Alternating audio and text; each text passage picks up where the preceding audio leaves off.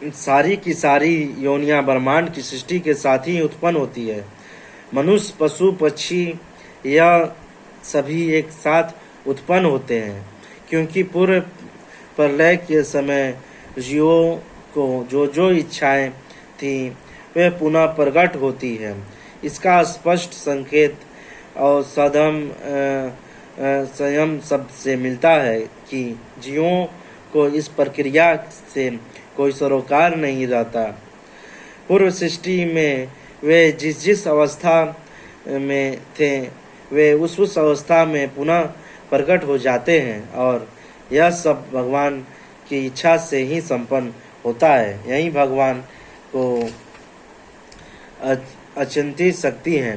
विभिन्न योनियों के उत्पन्न करने के बाद भगवान का उनसे कोई नाता नहीं रह जाता। यह सृष्टि के विभिन्न जीवों को रुचियों को पूरा करने के उद्देश्य से किया जाती है।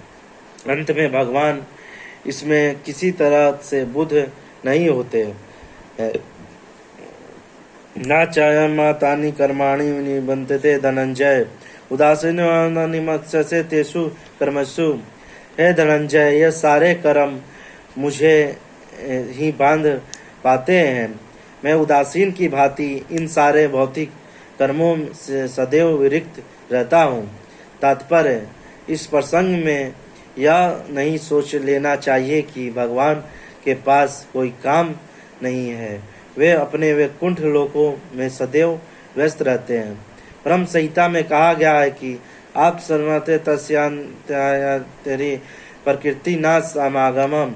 वे सतत दिव्य आनंदमय आध्यात्मिक कार्यों में रत रहते हैं, किंतु इन भौतिक कार्यों से उनका कोई सरोकार नहीं रहता।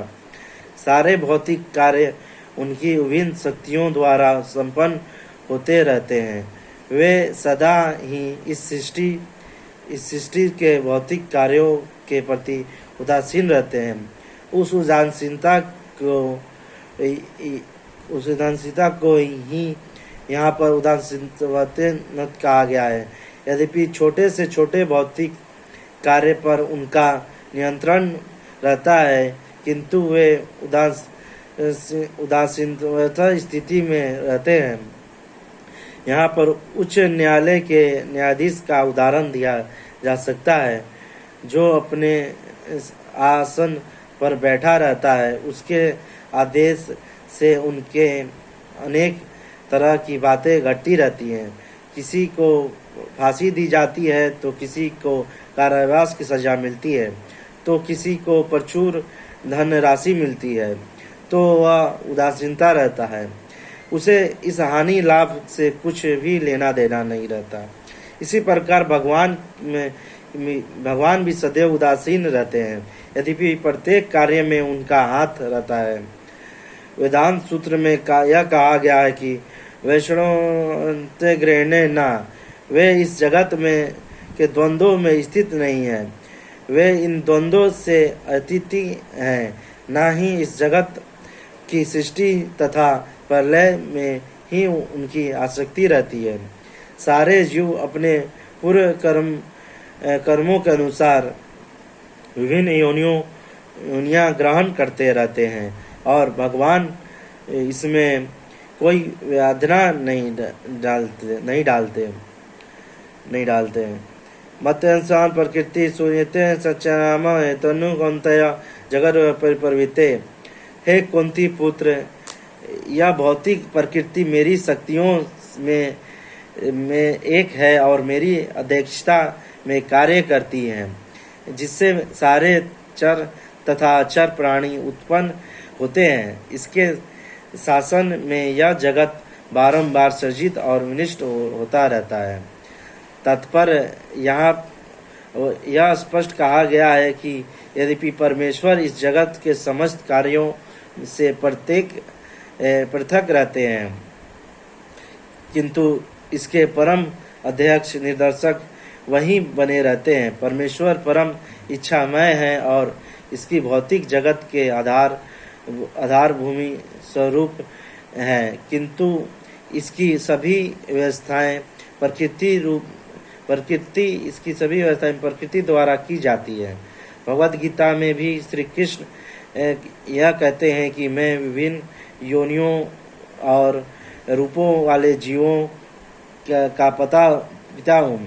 जिस तरह पिता बालक के उत्पन्न करने के लिए माता के गर्भ में वीर्य स्थापित करता है, उसी प्रकार परमेश्वर अपनी चितनवन मात्र से प्रकृति के गर्भ में जीव को प्रविष्ट करते हैं और वे अपनी अंतिम इच्छाओं तथा कर्मों के अनुसार विभिन्न रूपों तथा योनियों में प्रकट होते हैं। अंत में भगवान इस जगत में प्रत्यक्ष रूप में आसक्त नहीं होते, वे प्रकृति पर दृष्टिपात करते हैं। इस तरह प्रकृति क्रियाशील हो उठती है और तुरंत ही सारी वस्तुएं उत्पन्न हो जाती है।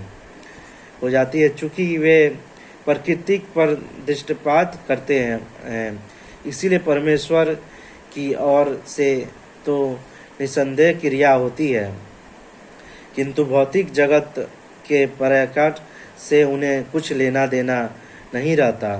स्मृति का एक उदाहरण मिला है कि जो इस प्रकार है, जब किसी व्यक्ति के समक्ष फूल होता है तो उसी की सुगंधी मिलती रहती है, किंतु फूल तथा सुगंधित एक दूसरे से विलग रहते हैं।